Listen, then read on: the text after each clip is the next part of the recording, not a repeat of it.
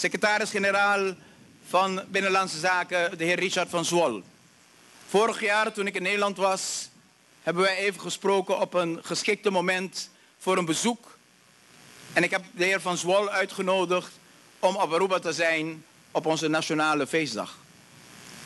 Uiteraard niet de meest makkelijke dagen om overleg te voeren, omdat het programma zo vol is met officiële momenten.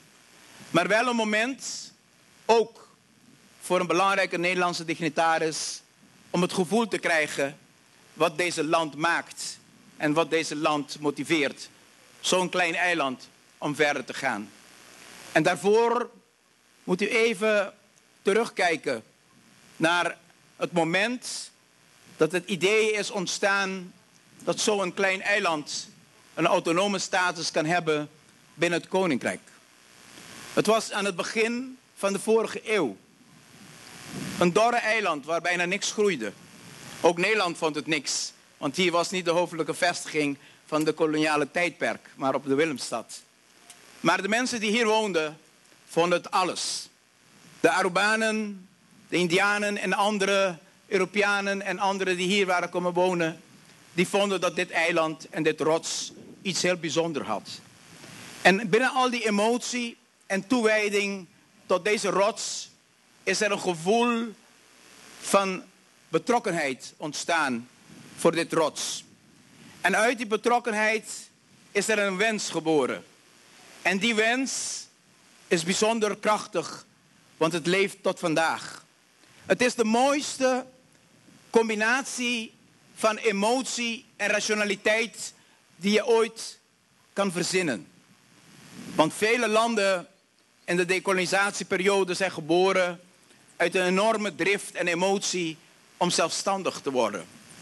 Maar binnen dit eiland was er niet alleen maar een sterke drift en emotie om zelfstandig te worden, maar er was ook een heel krachtige gevoel van rationaliteit om te zoeken naar het beste model waar je uiting kan geven aan je eigen gevoelens en je eigen lot in handen kan nemen, tegelijkertijd ingebed in zekerheid, opdat wij ook als klein eiland in deze grote wereld vooruitstrevend, maar ook zeker verder kunnen gaan. En uit die gevoel en combinatie van emotie en rationaliteit is de status aparte ontstaan. En ik kan niet verschuilen dat ik bijzonder trots ben dat een jonge praktizijn van amper 23 jaar, jurist, in die tijd de gedachte had geformuleerd in een motie voor een afzonderlijke status met dezelfde achternaam als ik. Te midden van al die Nederlandse professoren op de rondetafelconferentie en met kracht naar voren heeft gebracht dat wat Aruba wil is geen volledige onafhankelijkheid. Wat Aruba wil is ook niet deel blijven van de federale staat van de Antillen, maar een middenweg. Aruba wil een afzonderlijke status binnen het Koninkrijk. En in die beginjaren van de vorige eeuw, dat men dat zo heeft kunnen uitbedenken, ook staatkundig en juridisch, hoe dat geregeld zou worden binnen het bestel, met defensie als koninkrijksaangelegenheid, met nationaliteit en buitenlandse betrekkingen als koninkrijksaangelegenheid, met de voorzieningen van alle buitenlandse betrekkingen en ambassades in het buitenland als koninkrijksaangelegenheid, met de rechtszekerheid, met de toegang tot het Hoge Raad als koninkrijksaangelegenheid, maar met de economie van Aruba als iets autonoom. Met het bepalen van wie hier een stuk grond kan krijgen als iets autonoom. Met wie kan bepalen wat het cultuur, wat het onderwijs moet zijn van deze kinderen als iets autonoom. Dat is toch heel bijzonder dat men al zo lang geleden zo'n bestel heeft kunnen uitvinden en tot op heden niet alleen maar functioneert voor Aruba, maar ook als mooi voorbeeld heeft gediend voor Curaçao en Sint Maarten. Laten wij samen in deze nieuwe koninkrijk houden aan deze mooie emotie en ook de betrokkenheid hebben om verder na te denken naar de toekomst. Welke inbedding het beste is om zekerheid te garanderen voor onze eilanden.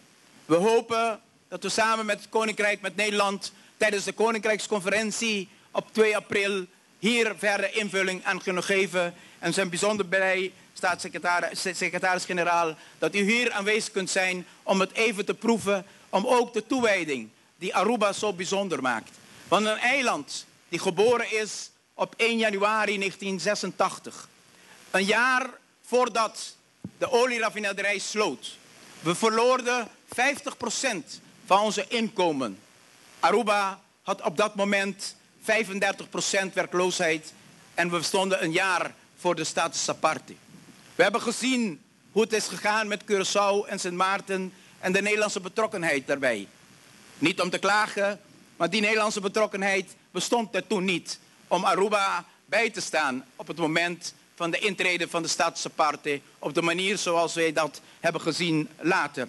En we waarderen ook die solidariteit met onze andere zustereilanden. Maar de Arubanen hebben dit als een uitdaging gezien. We moeten een economische crisis aangaan en we moeten een stadkundige invulling geven. We moesten een eigen parlement gaan invullen.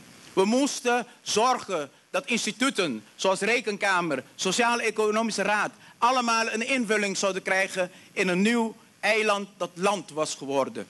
En misschien een van de meest symbolische momenten die de betrokkenheid van de Arubanen hebben bewezen, is de invoering van een eigen munt. Aruba zou op 1 januari de intrede ook uiten van een eigen munt. Dat eiste wel dat ieder Arubaan die 1 of 10 of 100 of 10.000 of miljoenen Antilliaanse gulden hadden, dat zij de vertrouwen moesten tonen om die in te wisselen.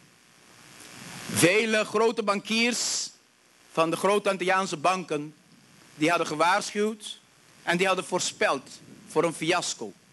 Men dacht dat een eiland met een totaal nieuwe stadkundige structuur, met alle uitdagingen van de sluiting van de olieraffinaderij en de werkloosheid en de zeer moeilijke financiële en economische perspectieven, dat de bevolking van die eiland nimmer hun laatste spaargelden, zij het 100 gulden, 10.000 of 1 miljoen, zouden inwisselen van Antilliaanse gulden naar Arubaanse gulden.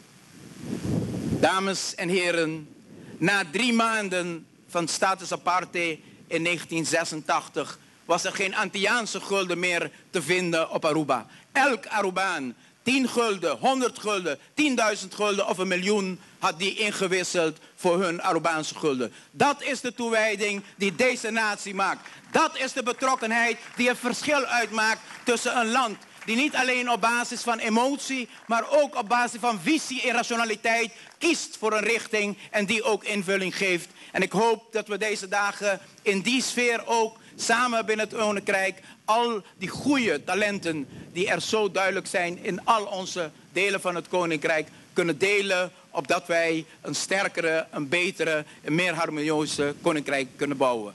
Laat de dag van Aruba vandaag ook een uitnodiging zijn aan alle partners in het Koninkrijk om samen te denken en op dezelfde wijze invulling te geven aan een mooiere, een betere, meer humane en ook een christelijke Koninkrijk dat zorgt voor de naasten, dat zorgt voor de zieken, dat zorgt voor de gehandicapten, dat zorgt voor de kinderen, dat zorgt voor iedereen die behoefte heeft aan solidariteit en betrokkenheid. Het gaat niet alleen om cijfers, het gaat om de mensen.